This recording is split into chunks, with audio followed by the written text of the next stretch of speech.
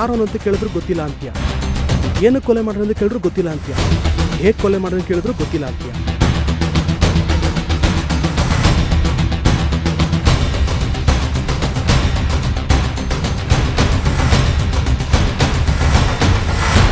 ಅಷ್ಟೇ, ಅಲ್ಲಿಂದ ಓಡೋದೆ.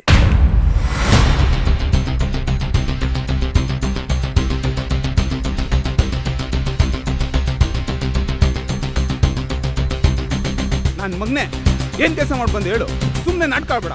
ನೀನು ಹುಚ್ಚುಂದರ ಆಡಿ ನಮ್ಮನ್ನು ಹುಚ್ಚುಂದರ ಮಾಡಬೇಡ ನೀನು.